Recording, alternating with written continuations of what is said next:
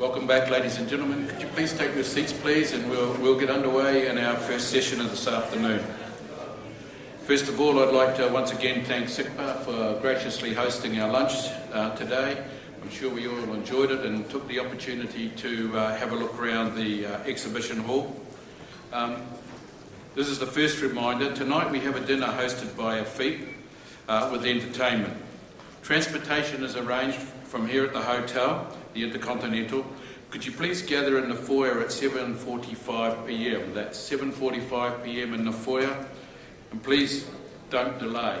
I'll remind you again during the course of the afternoon. And if there is any questions, please just approach me at any time during the afternoon if you have any questions in relation to tonight's events. So thank you very much, and we now move forward to Roundtable 2, Effective Decision Making Powered by Technology. It's my pleasure to put my glasses on so I can read this piece of paper and introduce Dr. Giselle Bennett. Giselle is a Regents researcher, the Director of Electro-Optical Systems Laboratory and a Professor in the School of Electrical and Computer Engineering and founder of the Logistics, Maintenance and Applied Research Centre at the Georgia Institute of Technology. She has numerous patents pending on container security and led the development of advanced container security device, a key cargo R&D initiative sponsored by the US Department of Homeland Security's Scientific Directorate for First Responders. Giselle is well written and has published articles in a number of electrical engineering magazines. It's now my pleasure now to hand this next panel over to Giselle and her team. And the floor is yours, Giselle. Thank you. Thank you. Thank you, Alan, for the introduction and the opportunity to moderate this panel. It's quite an honor to have such a distinguished panel, and I think you're going to enjoy the conversation of this particular roundtable. I'd also like to take a moment just to thank the WCO for having the insight to put together this forum. One thing that's unusual and unique and a wonderful opportunity is to have participation from so many different representatives, both in country, both in background, and perspective on customs and cargo security and technologies. Earlier, the Secretary General talked about the purpose of the conference being visibility into emerging technologies, policy compliance, and the challenges to share best practices. Hopefully, as we progress through the forum, you'll get that perspective of best practices and different perspectives, in particular, this particular panel being focused on the use of technology. The forum is dedicated to innovation. I'm a technologist, and I'm biased towards innovation being technology-based. Innovation is not just technology. It's understanding compliance. It's understanding regulation. It's understanding how your processes work best for your scenario. And hopefully we'll be able to give you that perspective. So without further delay, it is my pleasure to announce our first speaker. Frank Hyman is the head of the Trade Relations Dutch Customs Administration. Mr. Hyman studied international customs law, international business administration, and strategic development, and holds a master's in fiscal affairs. Since 1986, Frank is working at the Tax and Customs Administration of the Netherlands, and from 2000 to 2007, he chaired the Dutch National Codex Experts Group. From the end of 2007 to 2010, Frank was working as Counselor Customs and International Affairs at the Dutch Ministry of Finance. Since October of 2010, Frank is the head of trade relations for the Custom Administration of the Netherlands, being responsible for senior level contacts with business associations. This gives him a very good perspective of compliance, working with the community.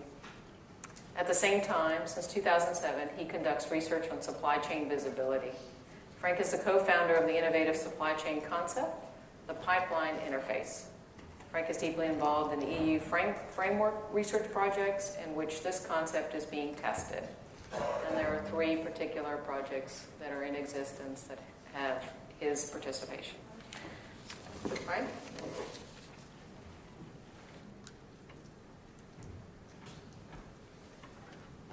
Thank you, Giselle. I would like to take you along a little bit in an enforcement vision Dutch Customs developed last half year.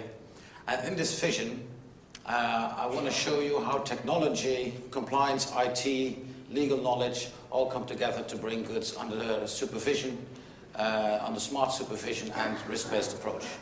Let's see if we got a picture, yes. Maybe a wrong picture to start with just after lunch because I hope you enjoyed it all, so we skip it quickly.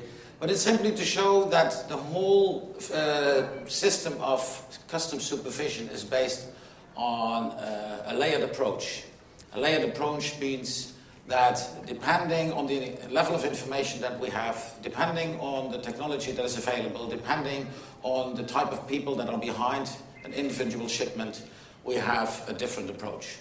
Just suppose what you see here, the whole blue stream, is the whole flow of goods that customs have to deal with. The flow of goods, inbound, outbound, import and export. And if you just look at containers, the only thing that you see is containers. You haven't got the slightest clue about who is behind it. So you talk about unknown traders. What we want to do in the near future is the use of technology to get a full picture of all those containers, where in the past, let's say scanning equipment mainly was used after risk-based assessments. So first you have data, then you carry out a risk assessment as customs, and based on that risk assessment, you scan some of the containers. We say the future development of technology creates the possibility to get a picture of all goods without any interference in the logistical chain. So we want to position in the future the technologies in the places of logistics where the goods pass. We do not create any interference, and where it's possible, we believe that technology can do a lot of detection work itself. Where it started with the nuclear detection gates, it's something very special. Because they are simply in the supply chain. Supply chain doesn't notice that they are there, and they in fact carry out a kind of a 100% scanning on radiation risks. And they start ringing automatically when something goes wrong. And we believe in that in the long term, also with auto-detection scanning, automated detection of pictures, automated comparison of those pictures with the data that are available. At this moment, that's in the technology, it's not really possible. Partly it's caused by the technology, partly it's caused by the lack of good and proper information. But anyway, in future we believe that that will be possible, the same as 5 years ago no one would have believed that we now would all have tablets, and it's a very common piece of technology in our use. Where the technology cannot detect itself and cannot start ringing itself, we use the pictures to add to what you see as that chute, that's what we call our intelligence system. And besides the pictures of scanning, all the information that the technology provides us with, we have, of course, as customs, the declaration data. Entry summary declaration, import declarations, safety and security declarations. And traditionally, customs has an enormous load of information about goods. And when you mix the information provided by technology, the data, and the information of goods that we already have, origin of goods, value of goods, then you start carrying out a risk assessment, and the outcome of the risk assessment is a risk-based approach. And talking about unknown traders, the main system of controlling by customs is the physical inspection. But we should never forget, we should only do that when it is really necessary, because we intervene in logistics and this costs a lot of money. Another possibility is verifying the data. But still, with unknown traders, you have to check the data in the middle of logistics, very often while goods are waiting, and post-clearance audits are an option. But only using this system in the huge amount of containers that we have to deal with worldwide, it is not possible. So that's why in the framework of standards of the WCO, the AEO concept was firstly introduced and taken over by a lot of countries. And the AEO concept, besides the information that we already have, gives us a standard for reliability of traders. We trust the traders, we know about their compliance, we know about what they do, how they act, and we know about their internal control systems. And this knowledge, when you have to carry out risk assessment, and you have data and goods information, data about declarations and goods information, and suddenly you have a lot of information about the trader itself, so who is behind the shipment, then the outcome of the risk assessment is a totally different one. What you see here is a new flow of goods appearing. A part of the goods we know as customs, as authorities, that are trusted traders behind the shipment.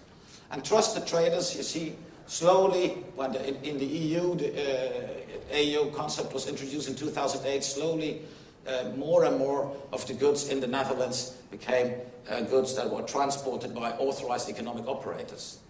And where we know those traders and where we know those their compliance systems, and we know they are reliable, trusted traders, they deserve a complete different approach in controlling. So the risk-based approach is not mainly focusing on the risks, but is mainly focusing on the compliance tests. So in the green flow of goods, we do physical checks, but where possible, we do not do it in the logistical chain, but at the place of destination. We do it where possible without any interference in logistics. And verifying documents, if you know, verifying declarations. If possible, we do it in advance of logistics. What the main focus is with authorized economic operators is what you see with the purple square is what we call system-based approach. We check all the transactions at once of a trader, and we do it afterwards. Main focus, trusted traders, no interference in logistics. But then we have, for the future, also a concept introduced by the World Customs Organization, are the smart and secure trade lanes. We already talked about that this morning. Smart data, security from the source of the data, visibility along the supply chain, integrity guaranteed of the whole shipment. And suddenly, when you look at the whole supply chain, customs gains another piece of knowledge, a lot of additional knowledge. Besides goods, traders, we know who's behind it, who shipped the goods, who packed the box. That is very important. And if you start carrying out risk assessments with this knowledge, then you can, in fact, say a new kind of flow of goods appears. And you see it slowly growing into the future. The yellow part are the trusted trade lanes. And trusted trade lanes, a different flow of goods, different from the unknown traders, different from the trusted traders, and it deserves an own risk-based approach. And that risk-based approach, also at physical checks, but where possible, we have mutual recognition of traders. We do it at the source.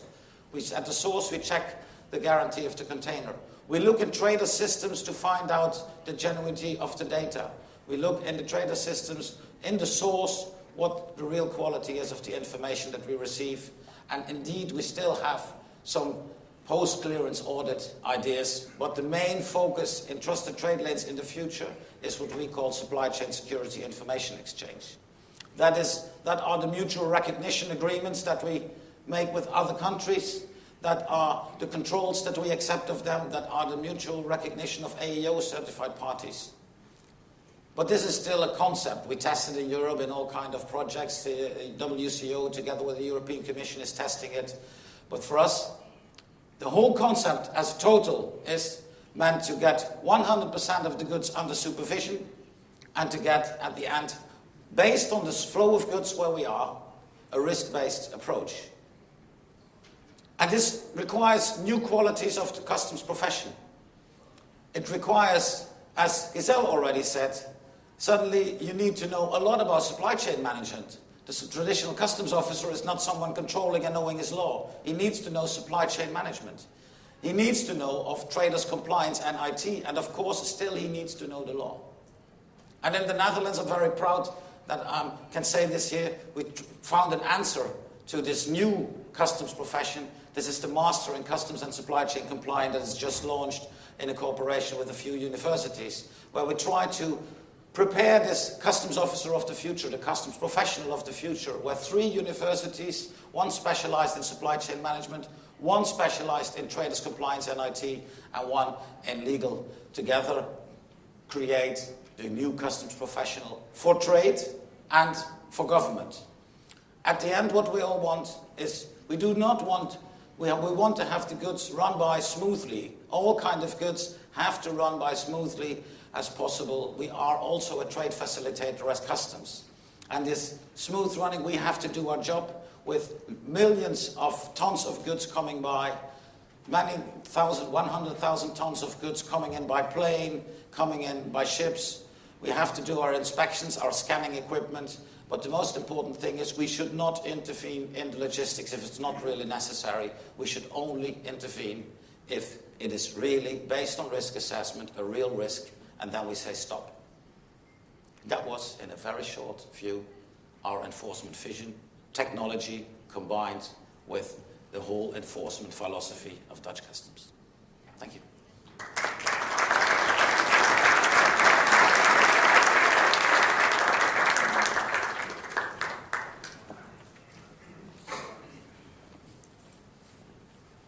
Thank you, Frank. I would like to introduce our next speaker, Hon-man, who is the Senior Superintendent from the Office of the Project Planning and Development, Hong Kong Customs and Excise Department. Hon-man is the head of the Office of Project Planning and Development of Hong Kong Customs and Excise Department, as his office is tasked to enhance the department's capability in planning and development of infrastructure and customs facilities projects. Mr. Lee is responsible for overseeing the project's planning activities as well as the planning parameters, departmental standards, and operational models, taking into account long-term vision and development needs of the department.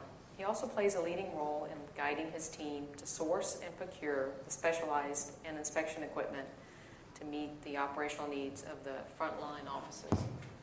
Mr. Lee assumed his current position in March of 2013 and previously served as the Deputy Head of the Office of Information Technology, which is dedicated to provide the department with innovative technology solutions and forward-thinking programs for supporting customs operations to serve the public and the trading community locally and worldwide.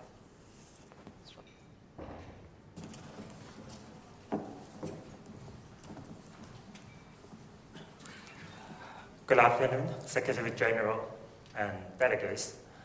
Before I'm going to have my presentation, I want to have just a short video about some background of Hong Customs and the new projects in Hong Kong.